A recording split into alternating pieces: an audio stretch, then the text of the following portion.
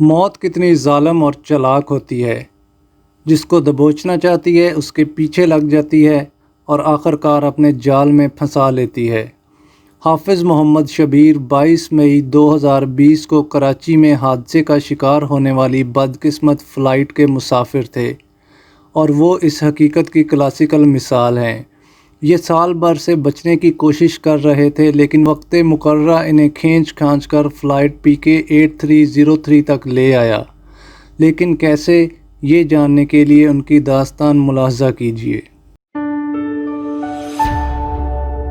حافظ محمد شبیر اپنے خاندان کے پہلے حافظ قرآن تھے۔ والد کا انتقال 1994 میں ہو گیا۔ خاندان میں بڑے تھے، لہٰذا بہن بھائیوں کی ذمہ داری ان کے کندھوں پر آ گئی۔ یہ کویت چلے گئے، وہاں مزدوری کرتے رہے۔ کویت سے کراچی آئے، مختلف کام کیے اور پھر سعودی عرب چلے گئے۔ یہ ریاض کے ایک ہسپتال میں اکاؤنٹنٹ تھے۔ 2019 میں سعودی عرب کے معاشی حالات خراب ہو گئے تو یہ خاندان سمیت امریکہ شفٹ ہونے کی کوشش کرنے لگے۔ سعودی عرب سے بھی امریکہ جا سکتے تھے، لیکن یہ پاکستان آ گئے اور پورا سال امریکی ویزے کی کوشش کرتے رہے۔ صدر ٹرمپ کی وجہ سے امریکہ کی پالیسیاں تبدیل ہو گئیں۔ پاکستان کے لیے ویزے مشکل ہو گئے، لہٰذا حافظ صاحب کا معاملہ سال بھر لٹکا رہا۔ تاہم فروری میں انہیں امریکہ کا ویزا مل گیا۔ یہ جاب کا ویزا تھا، یہ اس پر اپنی فیملی کو بھی امریکہ لے جا سکتے تھے۔ لہٰذا خاندان نے تیاری شروع کر دی، لیکن اس دوران کورونا آ گیا۔ فلائٹس اور بارڈر بند ہو گئے، یوں حافظ محمد شبیر کراچی میں پھنس گئے۔ مئی کے شروع میں اطلاع ملی کہ صدر ٹرمپ 22 مئی سے جاب ویزوں پر پابندی لگا رہے ہیں، جس کے بعد یہ لوگ شاید کبھی امریکہ نہ جا سکیں۔ خاندان والوں نے فیصلہ کیا کہ یہ 22 مئی سے پہلے امریکہ پہنچ جائیں۔ حافظ صاحب 19 سال سے تراویح پڑھا رہے تھے۔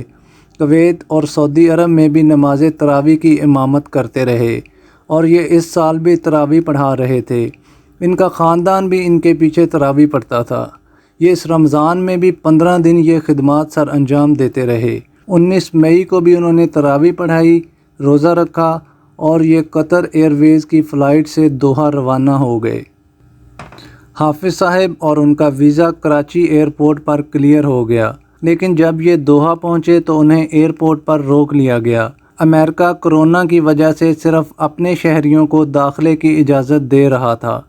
امریکی پاسپورٹ ہولڈر کے علاوہ کوئی شخص امریکہ داخل نہیں ہو سکتا تھا۔ چنانچہ قطر ایئر ویز نے انہیں آف لوڈ کر دیا۔ یہ 10 گھنٹے دوحہ ایئرپورٹ پر بیٹھے رہے۔ واپسی کی فلائٹ کا معلوم کیا تو پتہ چلا 1 جون تک کراچی کی کسی فلائٹ میں کوئی گنجائش موجود نہیں ہے۔ قطر کا ویزا نہ ہونے کی وجہ سے ایئرپورٹ سے باہر بھی نہیں جا سکتے تھے۔ یہ کاؤنٹر پر پریشان کھڑے تھے کہ اچانک کاؤنٹر بوائے نے بتایا، آج ایک کارگو فلائٹ لاہور جا رہی ہے۔ کارگو فلائٹ مسافروں کو نہیں لے جاتی، لیکن میں آپ کے لیے کوشش کر سکتا ہوں۔ حافظ محمد شبیر نے ہاں کر دی۔ کاؤنٹر بوائے نے کوشش کی اور آپ قسمت دیکھیے، کارگو فلائٹ انہیں لے جانے پر راضی ہو گئی۔ یہ اور ان کے خاندان خوش ہو گئے، لیکن ان میں سے کوئی نہیں جانتا تھا یہ جس چانس کو خوش قسمتی سمجھ رہے ہیں، یہ ان کی زندگی کی سب سے بڑی بدقسمتی ثابت ہوگا۔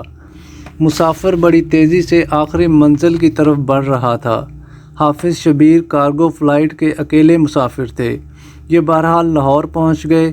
پاکستان کے زیادہ تر ایئرپورٹس پر مسافروں کو 14 دن قرنطینہ میں رکھا جاتا ہے، یہ بھی روک لیے گئے، لیکن ان کی رپورٹ 2 دن میں آ گئی اور یہ نیگیٹو نکلے۔ حافظ صاحب کو گھر جانے کی اجازت دے دی گئی۔ 22 مئی کو لاہور سے کراچی کے لیے 2 فلائٹس تھیں، 11 بجے اور 1 بجے، دونوں میں سیٹ موجود تھی۔ حافظ صاحب 11 بجے کی فلائٹ لینا چاہتے تھے، لیکن انجانے میں ان کے منہ سے 1 بجے نکل گیا۔ یوں 1 بجے کی فلائٹ میں سوار ہوئے اور یہ فلائٹ 2:37 پر ایئرپورٹ سے آدھا کلومیٹر دور گر کر تباہ ہو گئی۔ حافظ محمد شبیر ایک نیک، اذان کے پابند اور عاجزی سے لبریز انسان تھے، لیکن موت انہیں کھینچ کھانچ کر فلائٹ PK 8303 تک لے آئی۔ اگر موت کی زنجیر کا کوئی ایک حلقہ بھی نرم یا کمزور پڑ جاتا تو یہ صاف بچ جاتے۔ یہ اگر 19 مئی کو کراچی ایئرپورٹ پر روک لیے جاتے، انہیں دوحہ میں نہ روکا جاتا، انہیں قطر میں 1-2 دن کا ٹرانزٹ مل جاتا، یہ کارگو فلائٹ میں سوار نہ ہوتے، یہ اگر 14 دن قرنطینہ میں رہ جاتے، ان کا کرونا رزلٹ 1-8 دن لیٹ ہو جاتا، یا پھر یہ 1 بجے کی بجائے 11 بجے کی فلائٹ لے لیتے، تو یہ آج بھی اپنے بچوں کے درمیان بیٹھ کر ہنس کھیل رہے ہوتے۔ مگر موت کے مسافروں کو کس وقت موت دبوچ لے، ہم میں سے کوئی نہیں جانتا۔ ہم یہ بھی نہیں جانتے ہمارے رکتے ہوئے قدم ہمیں کس مصیبت سے بچا رہے ہیں، اور ہم جس طرف سرپٹ دوڑ رہے ہیں اس کے آخر میں کون سا عذاب ہمارا انتظار کر رہا ہے۔ حافظ محمد شبیر بھی جس اتفاق کو اپنی گڈ لک سمجھ رہے ہوں گے وہ آخر میں کیا نکلا۔